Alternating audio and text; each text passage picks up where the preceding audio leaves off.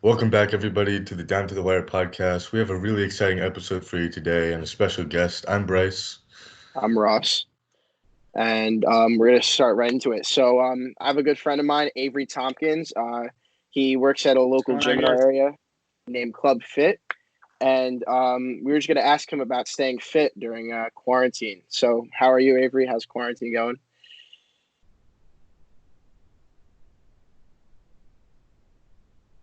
A little different. Most of us don't know how to react to this kind of situation. But you just got to make do with what you have and make the best of the time. Yeah, definitely, that's for sure. So, I see on your Instagram every day you've been working out, staying fit. So we just had a couple questions. What's your main Yeah. thing about staying fit? What have you been doing the most with trying to stay fit during quarantine? I'm just trying to get myself back on a routine. I've had a couple injuries, and I was working a lot. So now that I don't have anything to do, I'm really trying to step up my game with my working out. Really get myself in tip-top shape, and hopefully soon, maybe starting tomorrow or the following day, I'm going to start a diet. Try to cut out all the sugars. But right now, I'm just eating, everything to maintain size.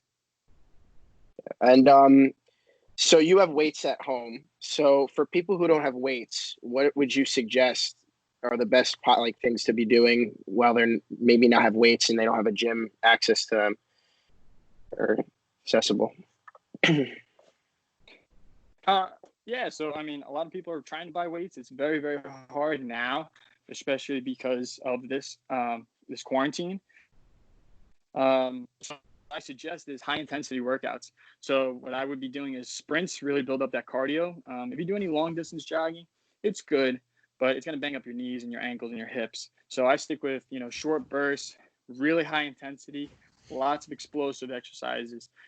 Push-ups, you can manipulate them and do them in any sort of way. You can do downwards, wide grip push-ups to really within the chest. You can do explosive push-ups, so it's just pushing up like clap push-ups, incline push-ups. There's many variations. You don't even need like for the back. You don't need a pull-up bar. Use a tree branch, or there's a school. Go there, bang out a bunch of pull-ups, wide grip, close grip. Different grips will help and hit different parts of the body. Really, guys. I mean, you just gotta use some, use your, and most of it you can use at home. All home stuff. Bags of pellets, bags of concrete, bags of, anything. Water, bottles. People do it all the time. You've seen Karate Kid all the time. And I think that's a perfect answer. I think honestly, I mean, I didn't have weights at first, so I was doing everything you were saying as far as trying to stay fit without the weights. But if you have the weights, definitely an add-on to whatever you're doing. Now, as far as the running, short sprints, you were saying short running. If you don't want to hurt your knees, what do you think the longest people should be going is? What would you say is short distance? 2 miles, 3? Um, so it really depends on what you're trying to build. Like bang of your knees is going to be, you're going to be running 4, 5, 6 miles a day, but it's not in this sense that you're doing a slow. So it's going to take you longer to build, burn those calories. If you do a high intensity workout, 100 feet, sprint, all out, and then walk it back, do it over again, you're the same amount of calories, if not more.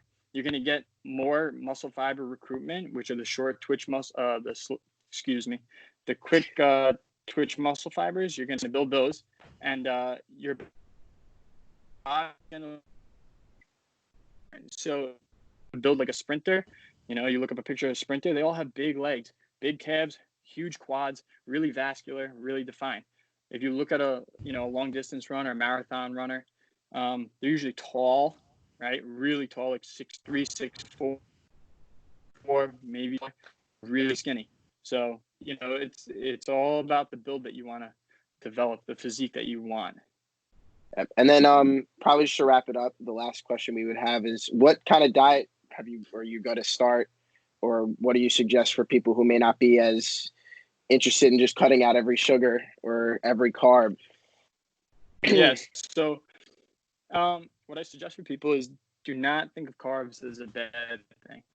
All right. Too much of anything is bad. Carb is energy. So it straight you up. All right. You still have to have your proteins in there, your vegetables, but carbs is the way to go. All right. Carbs are going to blow you up. They're going to give you that energy to push that heavy weight, run those fast sprints.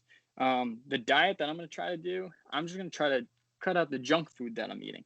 So that's my main thing. I'm going to continue to eat, whole foods and, cooked meals and stuff like that.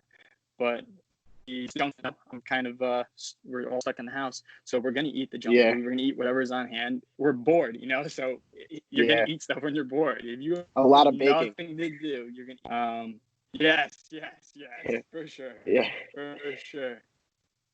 But yeah, that's what I suggest to people. You really don't have to change your diet much. If you work out hard and you can tell yourself, wow, I really pushed myself today, or I've hit my new PR, or, just something that's going to keep you motivated and you know that you really push yourself that day, that's good enough. You're going to grow from that. Yeah. So,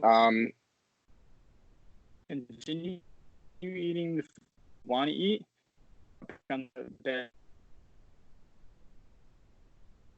All right. Well, this was great. I know this was a different start to the show today. I know we're more just sports based, but we thought, getting with all quarantine going on, we just wanted to get someone in who, instead of just talking about sports, keeping you a little athletic while watching your sports. So thank you, Avery.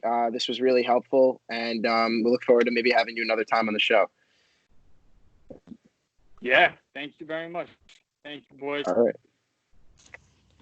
All right. See you. See you later. Sorry about All the right. poor connection there. Yeah, there was a bit of some spotty connection, but Yeah. no worries. I think we got the gist.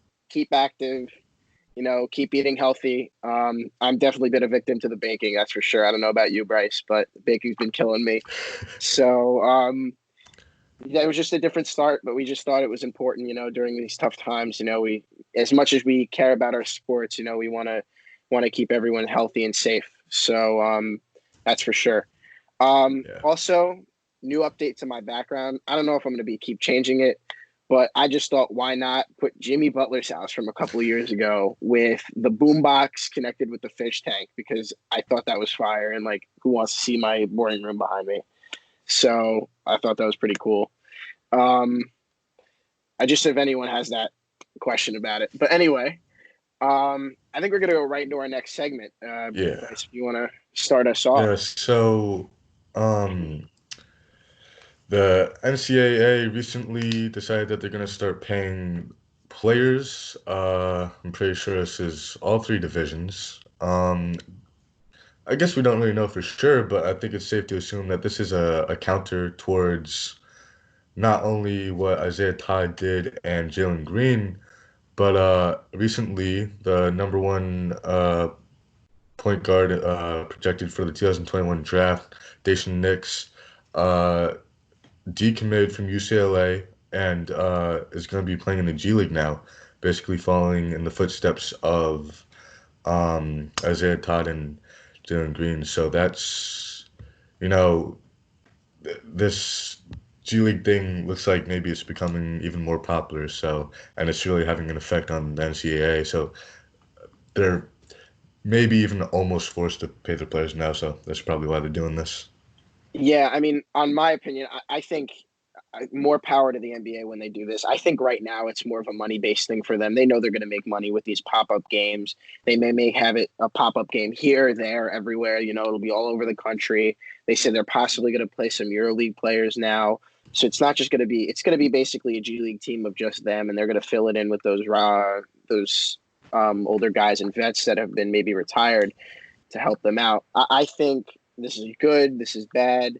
I think they just need to structure it more, and they'll learn as they go. But I think this is going to be more of an NBA-based moneymaker than it will be a helpful thing for these guys. I think it's just so they don't – I mean, you can get hurt in any game, but I think it's so they don't have to go as hard. Most of the teams already know what they're getting with these top guys. The NCAA, if anything, they'll get hurt, which makes them not be able to play or be a top pick. So I don't know if this is going to do much as far as that, but I think it'll definitely help some of these young guys. It's time to get paid for some of them, and the NCAA won't be able to provide them. I do think with that NCAA thing with the paying though, they were saying it's going to be more by their name, so they can when someone takes a picture with them, like if I want to take a picture with Trevor Lawrence or someone, I'm going to have to pay him if he wants to charge me or something with an autograph, or if he goes on YouTube and talks about his name. And they said if they're doing like a brand deal, they have to do just their name, no player stuff, which is easy. Some players already do that in the NBA. But I just think I don't know. I mean, we'll see. I think there's a long way to go, and I think the NBA really just helped push it. Yeah. Yeah, I don't know if this, I'm not sure when this officially goes into effect, if it's next season or 2 years from now. I'm not sure. Eventually the NCAA might just start paying players kind of like on a salary base. I've heard stuff about that, but hey, if you play a college sport, I mean, good news for you, I guess. Yeah, I mean, this is only the step in the right direction. I think Yeah, this and is I gonna think happen eventually anyway, a few years from yeah, now. and So, they were saying too with paying players. They were saying maybe give them like the NBA does, where you have to go to a certain amount of charity events. Like the amount of charity events they go to, it'll help them in the long, or they'll get money in the long run. Now that's another way to do it. There's multiple ways you can go around this. I just think this is opening the door for multiple other things to come, and I think it's a really good thing and a step forward. yeah. Uh, Yeah, so we're gonna move on to our next segment here. small, Just a huh? no, I said small segment, but it's just kind of Yeah, yeah. I mean, we already talked about that a lot in previous episodes, so it's just a little more information. Um, just yesterday, the Wizards announced that they're interested in drafting LaMelo Ball. Uh, I mean, I have a lot of questions, but I'll let you go first, Ross. I mean, um. I mean, I think because you're also hearing too is that the Warriors are now interested in Wiseman when they weren't at first. that I too, think yeah. this is just a.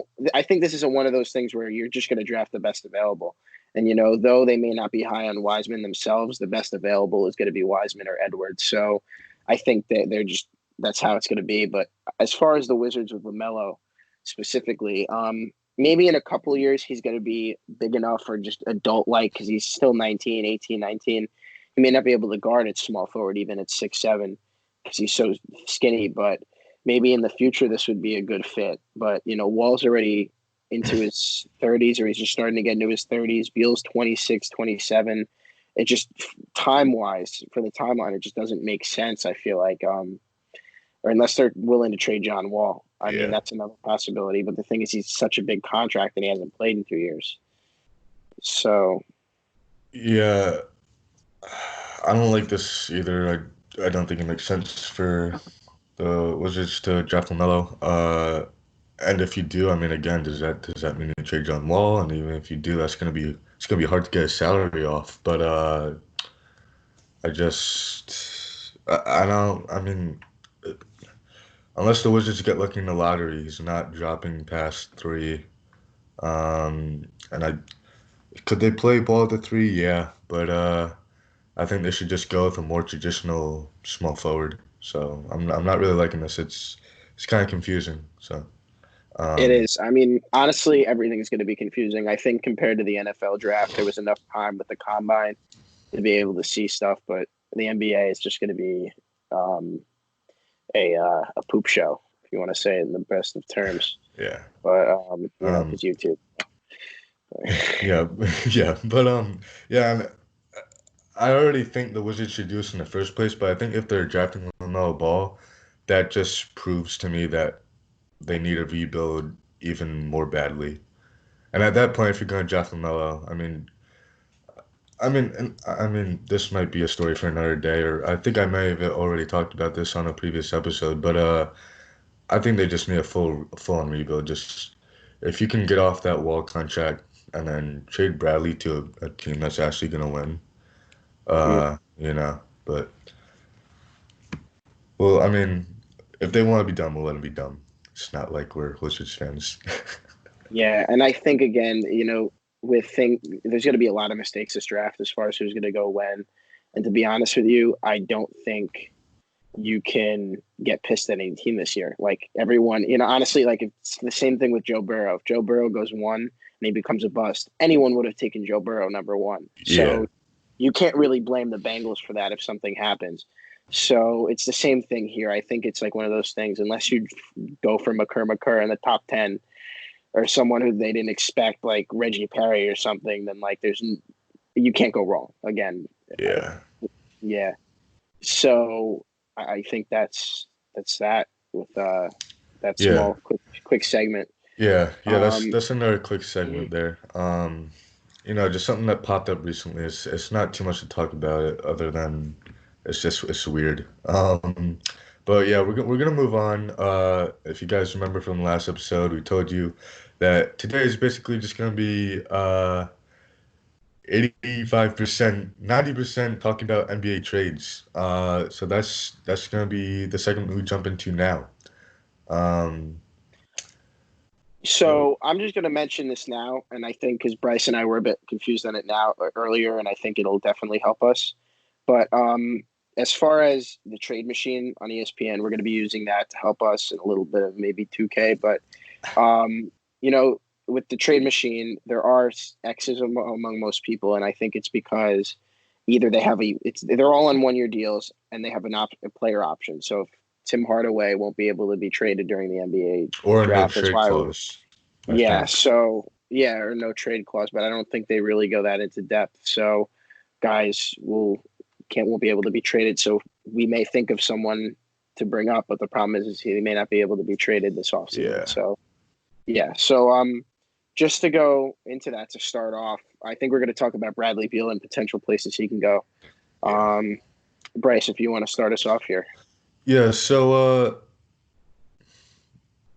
real quick, I mean this is a story for another day, but before this season or yeah, last offseason I actually thought the Heat should really have once they got Jimmy Butler, they should have traded anything to get John Wall and Bradley Beal right away, but that's a long complicated story, but um and I think it's too late to get them now. But anyway, there's a lot of situations where the Wizards could trade Bradley Beal. I think this one might be my favorite. Um, Bradley Beal to the Nuggets, and then the Nuggets would just get Bradley Beal, and then the Wizards would get Gary Harris, Will Barton. That way the money matches up, and they're getting a shooting guard in return. And then knowing the Wizards, they're probably going to ask for like three or four firsts. Uh, but I think it's in the Nuggets' best interest to try to just give up two unprotected firsts. Um, this makes the Nuggets from going from a really good contending team to an elite contending team. Instead of starting Gary Harris, the shooting guard, you got Bradley Beal instead. That makes your big three Beal, Murray, and Jokic, and that's a bigger threat towards the Lakers and the Clippers rather than without Bradley. And maybe who knows? Maybe with Bradley they can even mess around and make it to the finals. So um, I think that would be a really good trade for the Nuggets. I think that works. I just don't know if I think there's two things. Will Barton is a little bit older. I don't know if that fits with the Wizards if they're doing a full rebuild. And the other thing is, I don't know if the Nuggets want to get rid of two guys like that. Harris is a good 3-and-D guy. Barton's another good 3-and-D guy. I don't know if that makes sense to get rid of two guys like that for a guy who didn't really play defense all that well this year. Um, Yeah, but I yeah, mean, I know you're giving up your starting shooting guard and your starting small forward, but the thing is, you know, you can. We'll see what they do with. I mean, Michael Porter Jr. He can play the three or the four. I could see them playing him at the three. I don't know. I feel like they would play him more than this year, but not like fully start him like every game because they want to be careful. They don't want him to get injured, and then maybe the year after they like actually start him like all the time. Uh, or if you're still afraid of him getting injured, keep him off the bench, have him be your sixth, seventh man, getting like 20, 25 minutes a night. And then I personally like this player more at power forward, but he can play small forward, and you can put Jeremy Grant at small forward. And that helps. I mean, he's a 3 and D guy, so that helps with the defensive side of the ball. And I mean, then maybe they even go for a guy just to throw in there, like a guy like Isaac Bonga or Admiral Schofield, who's the shooting guard small forward position, who could be traded in that and kind of give a little, not even defense, just a little something back that they're losing because they're losing two yeah, key players. So yeah, because yeah, if you're giving up two for one, you gotta fill in one more bench spot. But I don't know. I mean, I think it would be worth it for Bradley Beal. I think it would get them to the next level. But yeah, it's just an idea. little off topic, but just to bring this up, I didn't even notice Isaac Bonga is averaging 10.7 this year, and same with Wagner. They I don't know why the ESPN's listing him at small forward and 16 points per game. So those are definitely some guys interesting. But those are Are you sure definitely going to that's be not some. like per 36? I would assume it's per. It says PER. I don't. If That's it's yeah, I either don't know. that's either per 36 or per game. I don't know. Unless, Either way, that's sounds high. So I don't know. Either way, they're yeah. still listing Wagner at small forward and he's a power forward. Because I was thinking maybe throwing him in, but I just Oh, now Wagner? yeah. He's a center. So I thought he's a power forward center, but I don't Yeah, know. that's what I thought. Either way, off topic. It doesn't. It's weird, but Yeah. yeah. So anyway, going back to trades, I think the next trade we're looking at is potential for. Oh, sorry. Actually, before we even get past that, Bradley Beal, I think could go to the Sixers. I think him or Devin Booker are going to end up going to the Sixers, and honestly, it's a lot of money to that the Sixers would be taking on, and they'd have to trade. I They'd mean, have they to trade a can lot they can get to off make it that work. Horford contract and then put Tobias back at the four. Yeah. That could work because it's 27 million to 28. Let's see. Let's try this trade. I actually It's like successful. I actually like Tobias at the four anyway, so and then and then the Sixers they can just have Glenn Robinson at the three. That's kind of your weak I spot, but I mean you need someone to play small forward.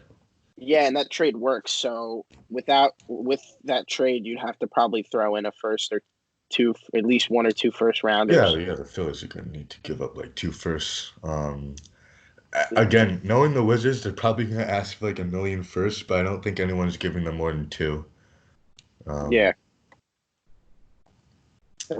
that's sure. yeah, Um, yeah, Philly could be a landing spot. That's a good one. Maybe even Dallas. yeah. I like that. Yeah, Yeah. his PER is 16.6. Sorry for Wagner, but he's averaging 9.5 points per game. Just to So get up. his per 36 is 16 or whatever you said, right? Yeah, yeah. So anyway, the next trade possibility we're thinking of, Devin Booker. Yeah. Like I mentioned, again, another trade could be for the Suns. You do Al Horford. We don't need to talk about that really in depth because that would be the same kind of concept for a trade. Right. Um, Yeah. The Suns. I'm sorry, did I interrupt you? no. That's all I have right Yeah, now. I mean, well, I have my own trade that came up with this for Devin Booker. I don't think the Suns are gonna want to trade Devin. Um, for one, they really like him as a franchise player. Also, you know, the Suns. I mean, they if they get like a third if they get a star to play like the small forward or power forward position, because they said they wanted a point guard who can give Devin Booker the ball. They got that in Ricky Rubio. They have Kelly Oubre at the three. They have DeAndre Ayton. I think they can get over the hump. The hump being you gotta get yourself into the playoffs. If they can add an all-star caliber player at the power forward or small forward position, I think they can make it to the playoffs. they'll be one of the weaker teams, but nonetheless, that's where Devin Booker wants to be. Devin Booker's not even asking for much. He just wants to be in the playoffs, and they started off the season so hot so early, and then they cooled down very quickly. And Yeah, at I this don't. at Sorry, no. this Sorry, go. I didn't mean to I, do that. I'm it's okay, but at this point, I mean, they don't have a chance to make it to the playoffs anymore. You're wondering if Devin Booker's happy anymore. I mean, I know there's no Yeah, rumors about that, but I mean, you would think there's got to be something on his mind because he wanted to make the playoffs this year and it didn't happen. So it's like, I mean, he has to be growing impatient. yeah. I mean, that's for sure. And I don't know if that trade works. Just to go into that, I know you did bring up possibly trading James Johnson, or you thought about that. Only Yeah, problem I is that mean, go ahead. he's on a player option. So if they do something during the offseason, it would have to be after the options. It wouldn't be during the draft, Yeah, and that's if he extends it. So that's the thing, is that they have Evan Turner off the cap, which is 18 million, and then you have the 50. If Johnson doesn't accept his player offer, it works. If he does, then they're going to have to figure out, and they may have to give a lot of players up, and they may have to give a guy like Culver up, and I don't know if they're yeah. willing to do that. Yeah, yeah, like I said earlier, the Suns are going to ask for a lot, and I want the Timberwolves to get Devin Booker very badly because all three of those players have wanted to play on the same team because they went to college together, and the chemistry is going to be absolutely insane. Uh, so that's why I want the Timberwolves to get Booker. Uh, I can't remember. I'm pretty sure the Timberwolves don't even. I might be wrong. I'm pretty sure they don't even have like a lot of first round picks left, but. If I'm the Timberwolves, I'm doing everything I can to get Devin Booker. I want all three of those guys on the same team. And, are you going to have to give up a lot of players? Are you going to have to give up a lot of picks? Yes, but I think it's going to be worth it because, again, that can be your big three for like the next 5, 6 years.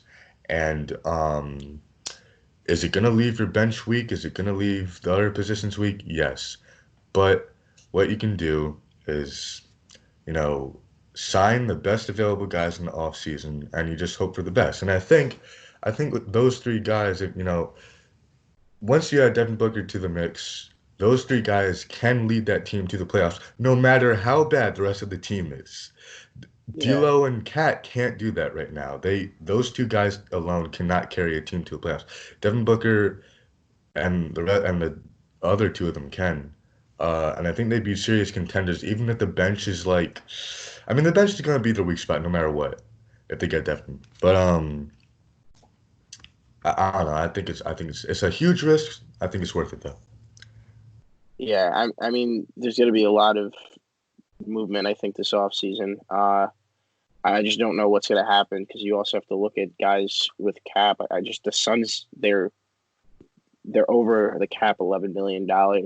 Yeah, Some of the guys they get off the cap, it'll make them like five over, but it's just not going to help them. And that's part of the problem is when you have a guy like Devin Booker, the whole point for a guy like him is he has that 4 years before you have to give him a huge he's on contract. I think he's on a 5-year contract right now. Yeah, he is now, but I'm saying is that you want to sign other players and make moves before you have to give him that huge Yeah, contract extension, because that's when you can play around, and then once you have to re-sign him, that's when you can go over the cap. yeah, So the Suns are going to be hard pressed with him. I think it's good. They're going to have to trade him and do a whole new rebuild. I think with guys like that, I think the Timberwolves got lucky with being able to do that with D'Angelo Russell. But it doesn't happen often. Same with the yeah. Trailblazers.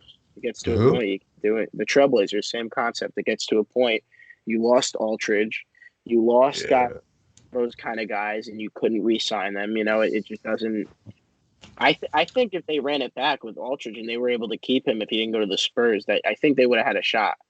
Yeah. So yeah, Yeah, with teams like the Blazers and the Suns, they are like one move away, whether it's a signing, whether it's a trade. I swear, they're one move away from being not like a super serious contender, but a playoff team. And if they can't get that done, I think they just have to cut their losses and rebuild. Like the Blazers. I think everyone wants to see them make another deep playoff run with CJ and Dame. But if you can't make that happen, you just have to trade them to a team that's going to win and just rebuild. Yeah, I mean CJ's not on a huge contract. It's like 25 mil.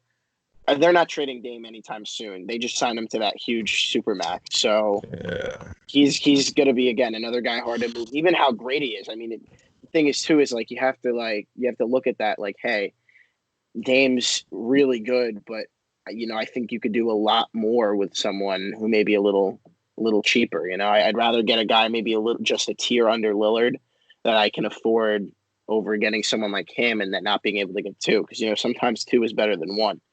So right, I just think, in my opinion, I think Dame is so good. That's the one point where one is better than two, for sure. right. But yeah, so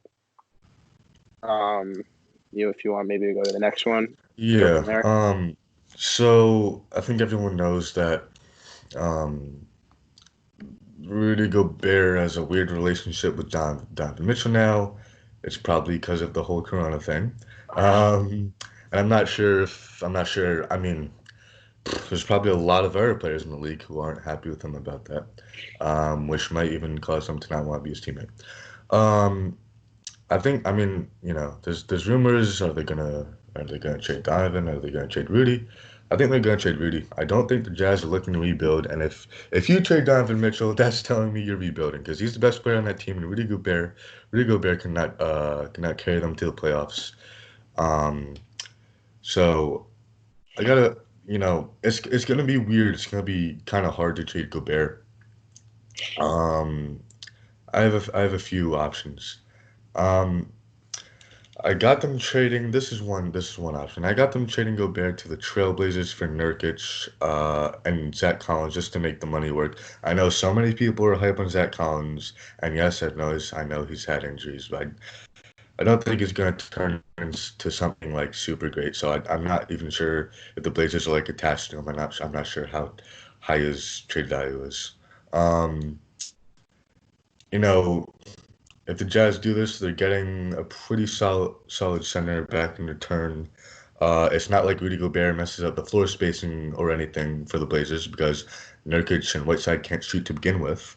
Um, and then, as I said, Zach Collins to make the money match, and then maybe the Blazers give the Jazz like a second round pick or two. Now, I like that, but the only thing is that then you would want to re-sign Whiteside. I think Nurkic, though he can't shoot, I think he is a little bit. I don't know. I just feel like he's a better fit than Rudy Gobert.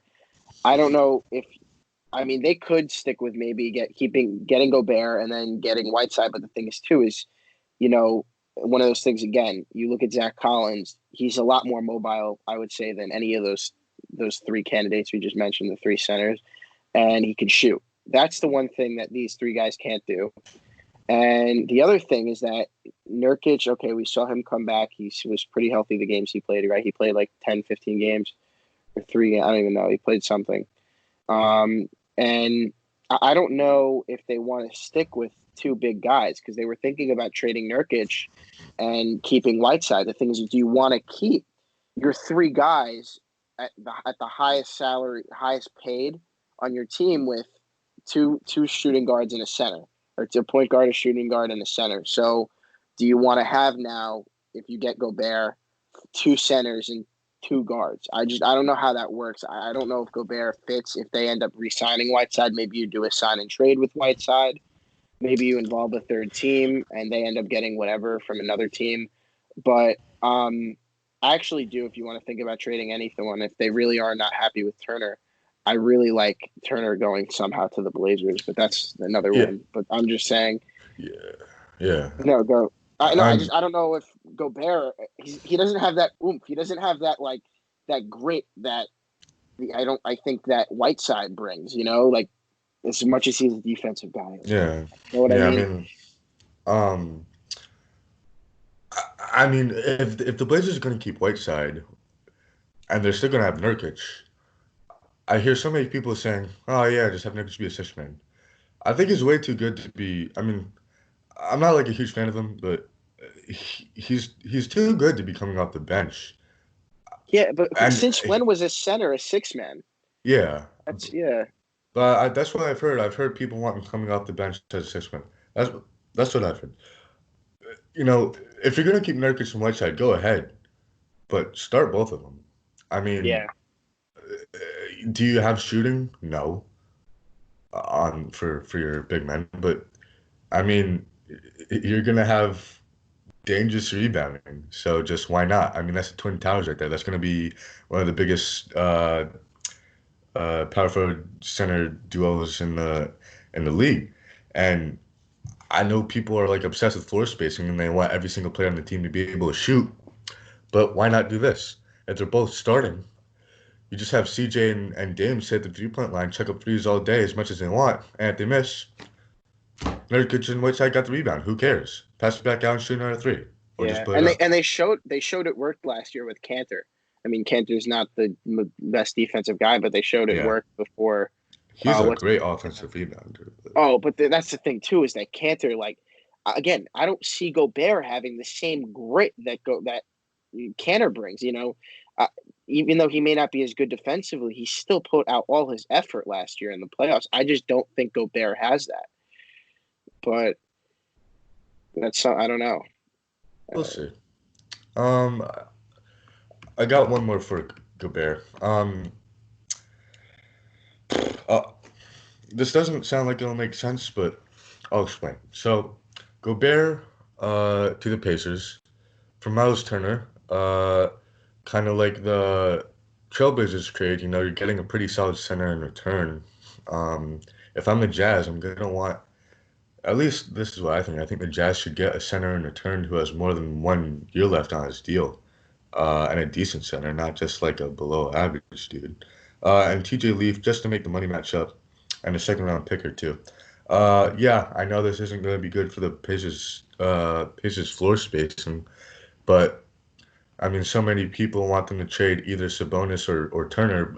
It sounds like preferably Turner. So, I mean, and I know he's a great 3 point shooter, but if you want to trade him that bad, I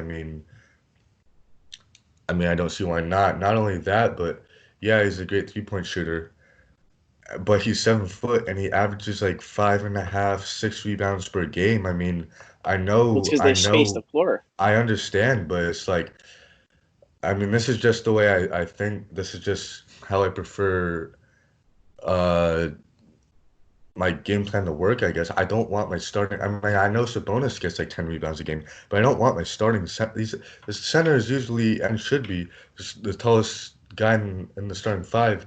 I don't want my starting center getting five and a half, 6 rebounds a game. I'm just not sure if that's enough. Yes, I know he's arguably the best 3 point shooting center in the league, but hey, they're looking to maybe trade him. They don't like, a lot of people don't like the way he pairs with Sabonis, so it's just an idea. Yeah, and I don't know. I mean, like I said, if you can, he spaces the floor, and that's why he may not get as many rebounds. But maybe even getting Gobert over, I mean, not Gobert, Turner over to the Blazers somehow. I think that would really work out better than even him going to the Jazz. That floor spacing would help so much. You could put him at power forward. You already have Whiteside. That would be the Twin Towers I'd like to see, not the other way around. I think that's the way to go. You have a shooter and you have a non-shooter, All right. and Turner's great at defense. So Yeah, he's one of the best yeah, yeah, shot blockers, so yeah. might work out. Um, yeah. So from there, where I think we're gonna go to baseball, the NL Central today. Um, Is that what we're looking at? I think we got. Wait, don't we have one more trade? Hold on. Oh, wait, we got one more trade. Do you want to do it or? It's up to you. Um, I'll just mention it real quick. Um, a lot of people, or not a lot of people, but lately marketing hasn't been happy with the Bulls. Um, you know, I think they should keep him, but if he's really that unhappy and he can demand a trade and get that done. I got a destination for him.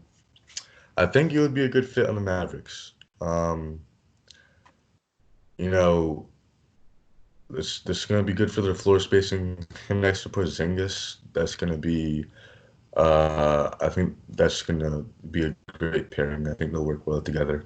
Um, this is gonna be hard for the Mavericks if they're gonna trade him because the Bulls are gonna want a pick or two, probably one. Um, and the Mavericks can't trade one of their picks because you can't trade them back to back years, and then also one of them has a protection backup. So I mean, I don't know if they just trade for a pick and then use that in um, the marketing trade. Um, but the Bulls are gonna want them protected first. And then if you give them Maxi Kleber, you know, you're giving them back a power forward who can shoot, and the money matches up. Um, they might have to give up a little more than that, maybe a second or another player, but I would want to see the Mavericks do this. I think it would be a good trade for them. And if Yeah, Markkinen I wants mean, out that bad, I mean, it's a possibility. I just don't know how it. I don't know how they feel about giving up Kleber. He's a really big dirt guy, and I think he's a good piece to a good cheaper side of yeah, piece to the acquisition of he's them. making like 8 mil. Yeah, Yeah, so I don't know if they want to give up a guy like Kleber. Maybe again after free agency, if um, it works out where Hardaway's going to end up buying into that contract, maybe Hardaway goes to the Bulls and they pair him with yeah, Levine. So that's something they got to look into because Hardaway does have that player option. I think it's a player, not a team. So yeah, it's another possibility. There's a lot they can work. I see them end up, if anything, giving up Hardaway and a couple firsts, and I think, yeah, yeah, I think someone would be willing to take Hardaway. yeah. Uh, Getting up that Hardaway contract would be nice. They can probably get I mean, something. Go sorry, ahead. towards the end of the season, he did live up to that contract. Yeah, If you were looking when they put him at starter, he was living up, and that's the thing is I think he knows when he's on the hot seat, he will produce. I think that's the problem with him. I think he's a great player, and I've met him. He's a great guy. I just don't know if he has that fire in him needs to when he needs to. You know. right. Yeah. Yeah. And the contract's not a horrible contract or anything. It's just that, you know, you can free up some space if you trade him. You can probably get something valuable for him. And I'm not sure when he becomes a free agent, but whenever he does, he's probably not making 20 mil. Um, and about the Kleber thing, I'm not even really a big Kleber fan. Uh, but I mean, if you're gonna trade Kleber for Markkanen, I mean, I think Markkanen is just an upgrade version of Kleber, but I don't Yeah. know. Yeah. For I sure. mean, and I think Markkanen's whether Markkanen stays on the Bulls or not, I think he's gonna have a comeback season next year. I think this season was just I don't know. It was just I don't know. I guess every player just has their down season, and that was this for him. A lot of players are having a down season this year, so Yeah. I think he's gonna be better next year. Yeah. And I'm looking. Just a big name. Boban. His PER right now is 24.6. And what I think is outrageous, there's 6 players ahead of Luka Doncic on the payroll. So just thought I'd bring that up. That's a Well, bit he's on his insane. rookie contract. Yeah, I know, but 6. That's just that's a little insane. It's a little insane, a little. So maybe you get marking in so the payroll's a little higher for Mr. Luca over there. But yeah. Anyway, so that concludes our last trade. Yeah. So we are going to go into the MLB standings and divisions. So we're going to be talking about the NL Central. We spoke about the AL last week, AL Central. So we go right into it. We're going to talk about most improved. Who do you have, Bryce? Most improved. I got the Reds. I agree. Yeah, the last couple of years they've been utter trash. They they're actually a little better last year than I thought they would be. So props to them for that. You know, I mean they've made some upgrades. I like that they got Trevor Bauer. Um, and I don't really know, even though they're already like in good positions, I'm not sure how much the Brewers or Cardinals or Cubs can improve. So I got the Reds. Yeah, I mean they picked up Mike Moustakas. I don't know if it was last season, or I think it was this offseason. I forget Something exactly. like that, yeah. Yeah, they have Freddie Galvis. They have Votto. They have um, they have guys. So I think they definitely could be a good team this year. I think they'll be the best out of all of them. So that are in this division as far as improved, and if Sonny Gray can turn out to be what he was last year again. Yeah. Uh, yeah. So then we have division winner. Um, and actually, I would say most improved for me was the Reds too. That's why I was agreeing. Um, Division winner. What do you have, Bray? I got the Brewers. I just I think it's as simple as they're they're a step ahead the Cardinals and the Cubs. Yeah, And who knows? I think maybe they can make something special happen in the playoffs. So yeah. They need to work on that starting pitching for sure. They will do yeah, well if they work on that starting pitching. But I think other than that, I think they're just going to take it again. Don't think there's anyone that's going to compare to them this year. Uh, yeah, not in that division. Yeah. yeah. And next, brightest future. Uh, I don't think anyone's future in this division is like super like bright or anything. You know, I got either the Brewers or the Reds. I mean, the Brewers just because I think they have the best chance to make something happen in the playoffs, or Yeah, maybe the Reds just because I mean it'll take them years, but eventually, you know, if they keep adding pieces and stuff, eventually maybe they can take that number one spot. It'll take them a while. It'll probably be 3, 4 years from now, maybe even more. But just because they don't, just because they're already not like a playoff team, their future might be bright uh, down the line. yeah. I mean, I'm all right. I'm going to say the Brewers because obviously Christian Yelich is the one standout. I will put an asterisk next to the Cubs. And the only reason is because if they can make that thing work out, just like they did when they won the World Series, if they can get that thing back to where it was, they are definitely a possibility. I think the Cubs are really they're in kind of no man's land right now, and they got to figure out what they're going to end up doing because they really they can go either way for them at this point, and I think they definitely have a possibility to be up there as one of the best in their division. They're still young. Chris Bryant's still under 30.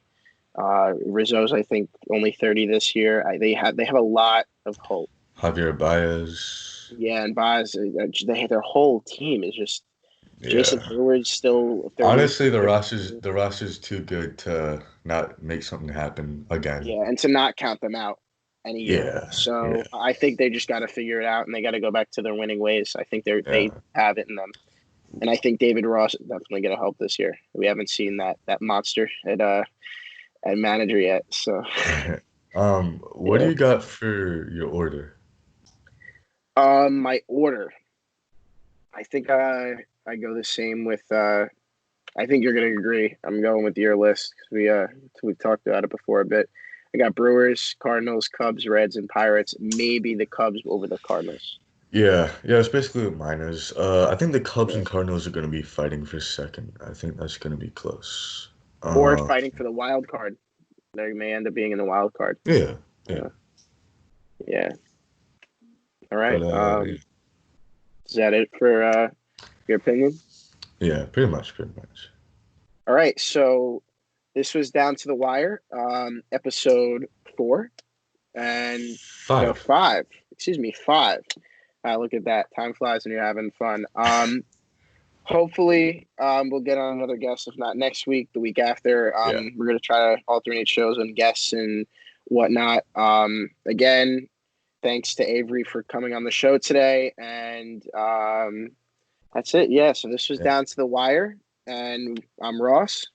I'm Bryce, and before we let you guys go, don't forget our Instagram link is going to be in the description. Like, subscribe, and peace. We'll see you guys in the next episode. See you.